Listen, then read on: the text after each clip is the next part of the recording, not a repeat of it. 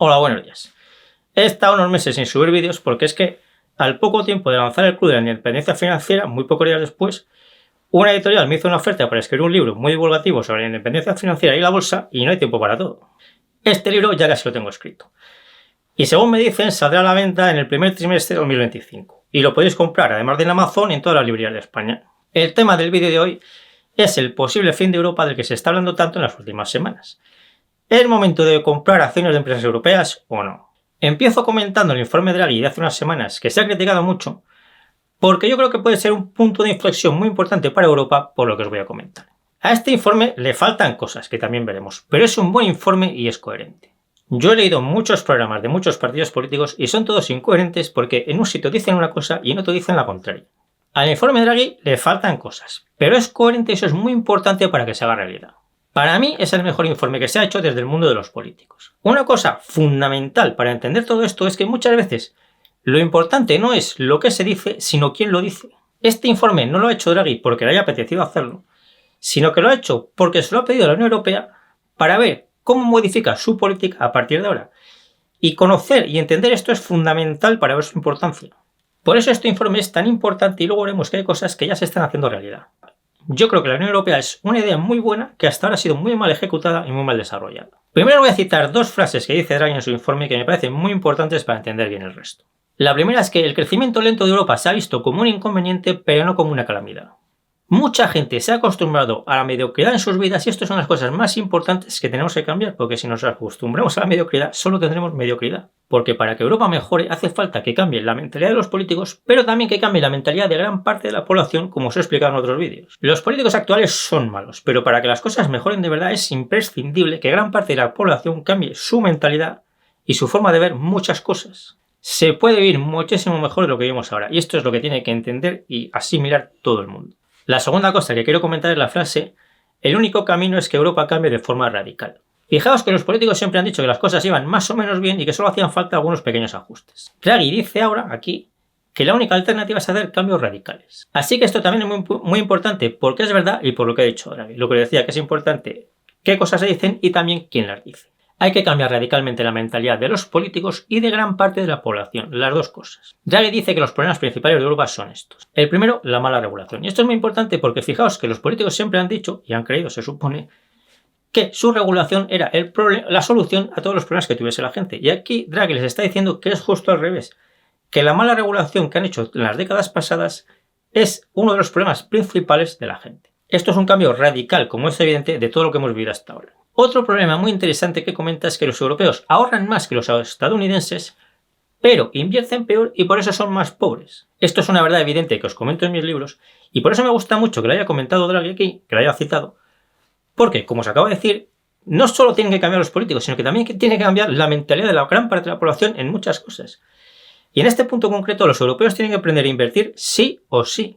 Otro problema es el pequeño tamaño de las empresas europeas a todos los niveles. Es decir, las grandes empresas europeas son pequeñas comparadas con las de Estados Unidos y con las de China, pero es que también las medianas empresas, las pequeñas y las microempresas son pequeñas comparadas con sus equivalentes del resto del mundo. En este gráfico se ve bien esto. Como dice Draghi, las empresas europeas de todos los tamaños son más pequeñas de lo que deberían ser por culpa de la regulación de los políticos europeos que castigan el crecimiento de las empresas. Fijaos que nuevamente le echa la culpa de este problema a la regulación, es decir, a los políticos. Por eso este informe me parece tan bueno, tan importante y por eso creo que puede ser un punto de inflexión. El último problema importante que destaca es la burocracia en aprobar leyes, la lentitud de la burocracia al aprobar leyes. Esto también lo sabemos todos desde siempre, pero lo importante es que se ha dicho en este informe. Cita otros problemas, el informe es larguísimo, os lo dejo en la descripción por si lo queréis leer, pero estos son los principales. En cuanto a las soluciones que propone, es muy importante el hecho de que Draghi diga que esto no son deseos que estaría bien hacerlos, sino que son cosas que es necesario hacer urgentemente a una velocidad mucho mayor de la que se ha movido hasta ahora la Unión Europea. Pensad que muchas veces se han hecho informes consultivos de este tipo a los que luego no se les ha hecho caso. Pero Draghi dice que esto no solo hay que hacerlo de verdad, sino que hay que hacerlo urgentemente. Antes de ver las soluciones os recuerdo que tengo dos formas para enseñaros mi forma de invertir para que consigáis vuestra independencia financiera o libertad financiera, que es la inversión a largo plazo por dividendo. Una son mis libros. En la descripción de este vídeo tenéis el enlace a todos mis libros. La otra es el Club de la Independencia Financiera, donde además de la teoría Os doy práctica continua, con multitud de ejemplos, explicándoos cuáles son las empresas que veo más baratas y por qué, resolviendo todas vuestras dudas, haciendo sesiones de vídeo en directo sobre muchos temas, y más cosas para que aprendáis rápidamente a invertir con tranquilidad y seguridad, y seáis totalmente independientes del resto de vuestra vida. Estoy seguro de que lo que os enseño en el club vale más que la cuota, porque además es un marco muy sólido que lo tendréis para toda la vida. El enlace al club lo tenéis en la descripción de este vídeo también y ahí podéis ver todo lo que tiene el club. Vamos ya con las soluciones que propone Draghi. La primera es hacer un verdadero mercado único europeo en el que haya empresas más grandes de todos los tamaños. El mercado único es una idea que existe desde el principio pero que nunca se ha hecho realidad. En el caso de la bolsa esto quiere decir que vamos a ver muchas fusiones de bancos, telecos, energéticas, empresas de muchos más sectores y esto aumentará nuestra rentabilidad porque serán empresas más grandes, más rentables y más eficientes. Probablemente también saldrán muchas más empresas a bolsa al aumentar el tamaño de empresas que ahora son pequeñas y medianas. La segunda medida es que dentro de estas fusiones que va a haber, Draghi destaca especialmente en la necesidad de que se fusionen las telecos europeas para hacer un mercado único de telecos en el que haya pocas telecos y muy grandes. Fijaos en este gráfico que pone con los ingresos de las telecos en las distintas zonas. Como veis, los ingresos en Europa son mucho más bajos que en Estados Unidos, Japón o Corea del Sur y esto no tiene sentido. Como os explico desde hace años, el perjuicio que se ha creado en las telecos con la mala regulación ha sido muy grande, pero más grande aún ha sido el perjuicio que se ha creado a toda la economía europea al perjudicar a las telecos. Para que la economía europea vaya bien es imprescindible que haya unas pocas telecos, pero muy grandes. Y parece que por fin vamos a hacer eso. La tercera solución es reducir la burocracia y la regulación. Como os decía, lo más importante de esto es que los políticos siempre han creído que su burocracia y su regulación eran la solución a los problemas. Y por eso, en este informe de Draghi se han chocado con la realidad, que es justo lo contrario, es lo que ya sabía todo el mundo que tuviese un poco de sentido común. Draghi le está diciendo a los políticos que no hagan más cosas, sino muchas menos, y esto es un cambio total sobre lo que hemos vivido hasta ahora. La cuarta solución es aumentar la capacidad de generación de electricidad y las redes eléctricas. A Draghi le parece bien la electrificación de la economía como idea general, pero cree que se está haciendo mal, como ve todo el mundo, y eso está perjudicando mucho a la economía europea y empobreciendo a los europeos. Como os digo, esto es algo que todos somos conscientes de ello desde hace muchos años, o lo sabemos desde hace muchos años, pero lo importante es que la Unión Europea empiece a ser consciente de ello. La energía es entre 2 y 3 veces más cara en Europa que en Estados Unidos, como veis en este gráfico. Y Draghi dice que es por culpa de los impuestos y la regulación. Es decir, pide bajar los impuestos y mejorar la regulación. Esto es muy importante para reindustrializar Europa y hacerla independiente, no solo en el tema de energía, sino en muchísimos más sectores. Es muy importante que Draghi diga que la energía es cara en Europa, no solo porque los altos impuestos y la mala regulación hacen que la energía sea más cara, sino también porque se invierte menos en energía, o sea, las empresas eléctricas invierten menos en energía, en electricidad, y eso también ha encarecido la electricidad y la energía en general. Como decía antes, este informe no es perfecto, pero es bueno y coherente y os voy a poner un ejemplo.